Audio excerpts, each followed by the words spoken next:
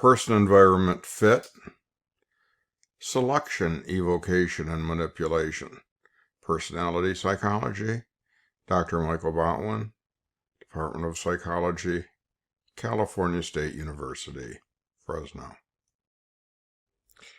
There's the old TV show Cheers, where the theme song says, "You go where everybody knows your name."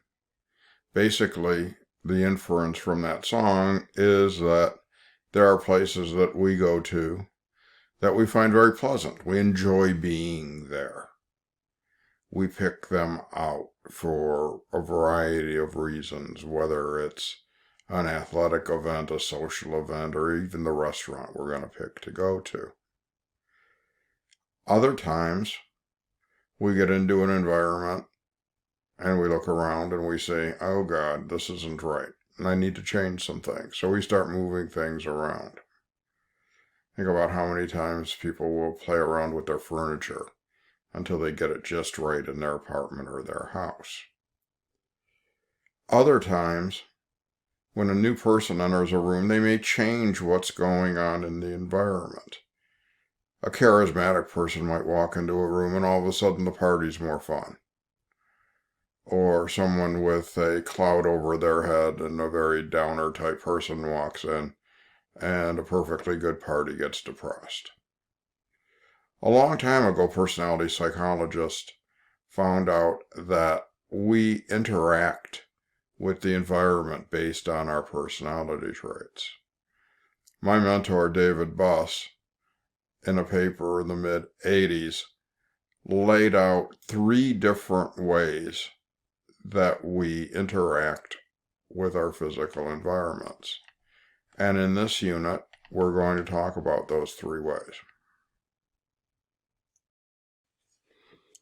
David Buss in the mid-1980s wrote a paper where he delineated 3 mechanisms for person-environment fit.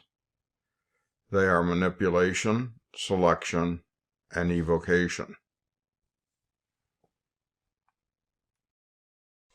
Our first mechanism is manipulation, and we change our environments to match our personality traits. And that one's just very self-evident. We move into a new home, we set up the furniture the way we would like it. We put stuff on the walls we like, pictures and other things. And we play the kind of music that we prefer listening to, so that we have things in a way that's very comfortable to us. This happens all the time. If you ever look inside individuals' cars, many people manipulate their car interiors by having different kind of objects in their cup holders, phone stands, other kinds of things.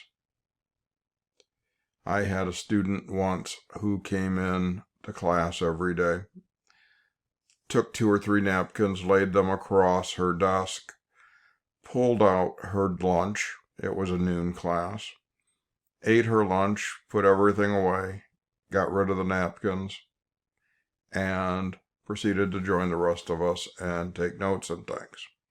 So she took that little tiny, slightly over foot square space of a desk and manipulated it to her style. And if I look out at a classroom in a face-to-face class, some students have notebooks, some have computers or laptops, some just use phones. I've seen students insist on having 2 or 3 different colored pens sitting on their desk. Some people will have things to drink or eat.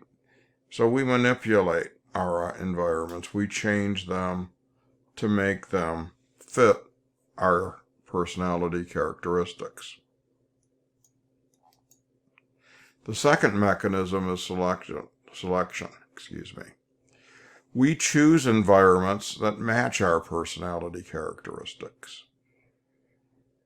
Think about the places you like to travel to, you like to hang out at. those generally fit your personality characteristics. We tend to want to go places where we're comfortable and it feels good and we enjoy.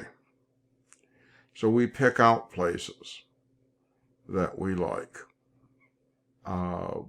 These individuals are picking out a home. You might pick out what you want to do this weekend when you go out with your friends, and you'll pick a place that you enjoy going to.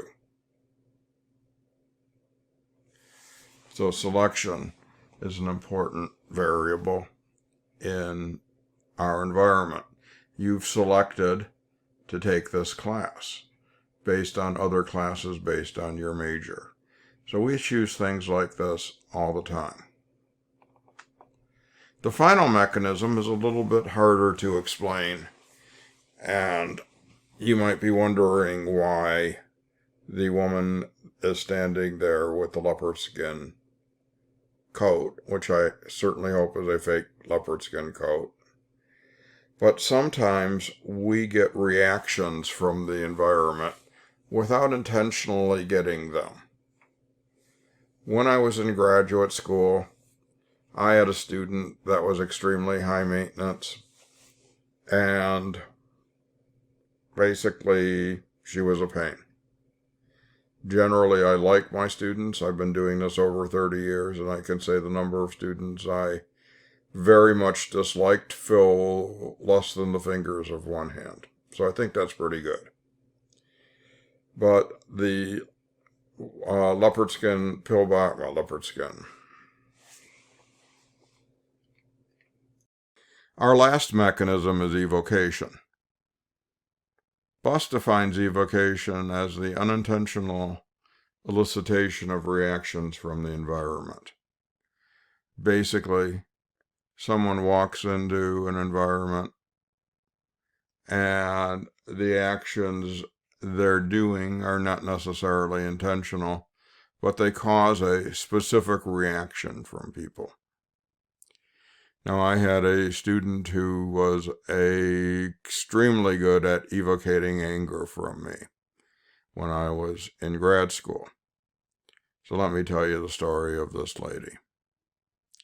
Well, she came to class late every day. She did all kinds of things to irritate me. And she just was very high maintenance and expected a lot of attention from me to the point where I would have to neglect other students. So one day, she comes in extremely late to class. I'm talking 40 minutes into a 50-minute discussion section. Now, most normal people wouldn't have bothered coming to class, and I have no idea why she decided to come to class that day. But with her, she brought her backpack, which most students have, one of those extremely large 1980s style purses, the ones with the big macrame handles, some groceries, and something that I have a flash memory about, her dry cleaning. She's the only student that I have ever had that has brought dry cleaning to my class. And since most students didn't drive in Ann Arbor and stopped at a store between classes and stuff, it wasn't unusual for a student to come to class with a sack of groceries because the grocery store was between two classes. So anyway, she comes into the room 40 minutes late. There are two doors, one in the front, one in the back. She comes through the back door.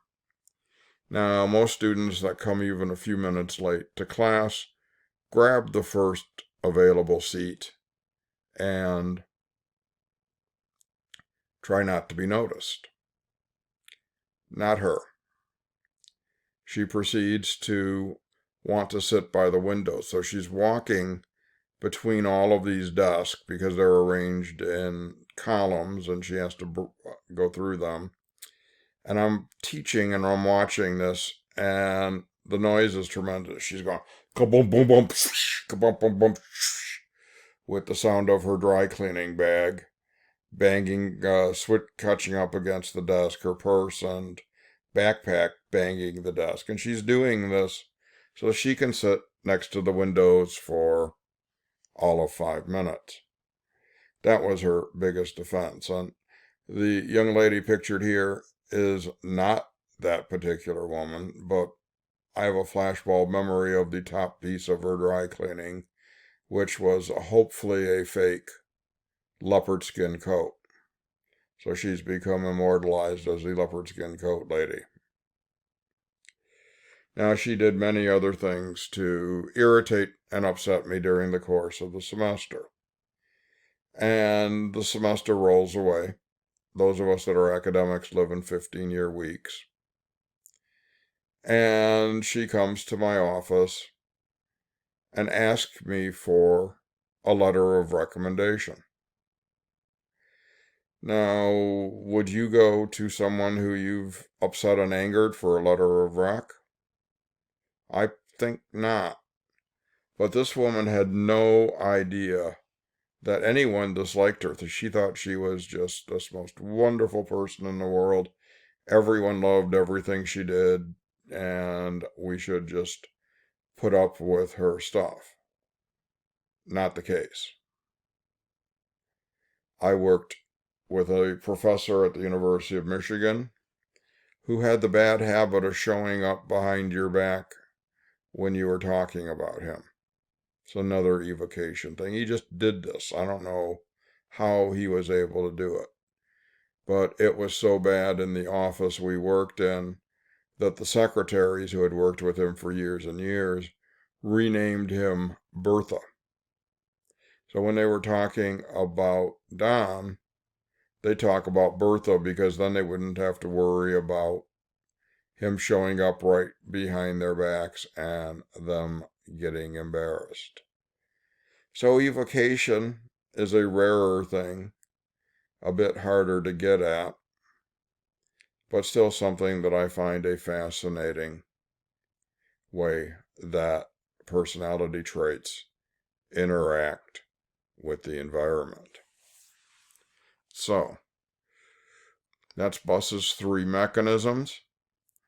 I think they're interesting to think about. I bet you could come up with lots of different examples about how we select, evoke, and manipulate our environments.